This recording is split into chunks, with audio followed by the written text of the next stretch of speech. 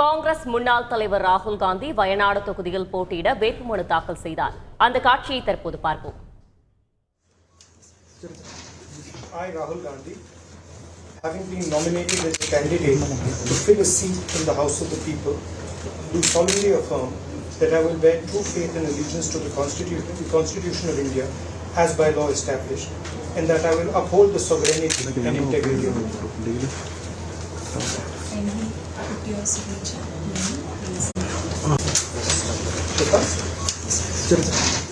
I, Rahul Gandhi.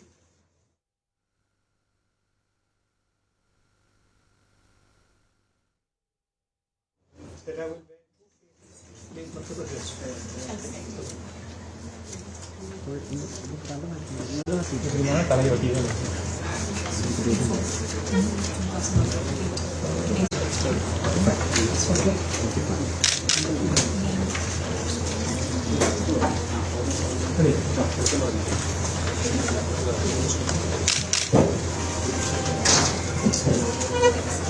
Thank you.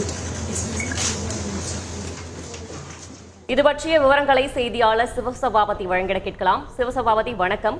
ராகுல் காந்தி வேட்புமனு தாக்கல் செய்யும் பொழுது அவருடன் இருந்தவர்கள் யார் யார், அது பற்றின கூடுதல் விவரங்கள்? வயநாட்டில் இன்று வேட்புமனு தாக்கல் செய்த ராகுல் காந்தியுடன் அவருடைய சகோதரி பிரியங்கா காந்தி உடன் இருந்தார். அதே போல பாத்தீங்கன்னா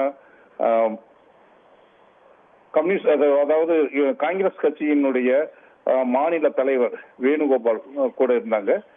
மற்றும் காங்கிரஸ் கட்சியினுடைய முக்கிய தலைவர்கள் எல்லாமே இந்த வேட்புமனுவில் இருந்தாங்க.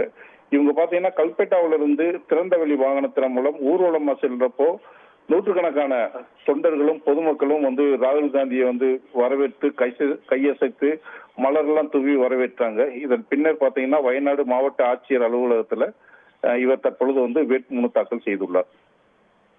விவரங்களுக்கு நன்றி சிவசபாபதி. செய்திகளை உடனுக்குடன் தெரிந்து கொள்ள உடனே சப்ஸ்கிரைப் பண்ணுங்க.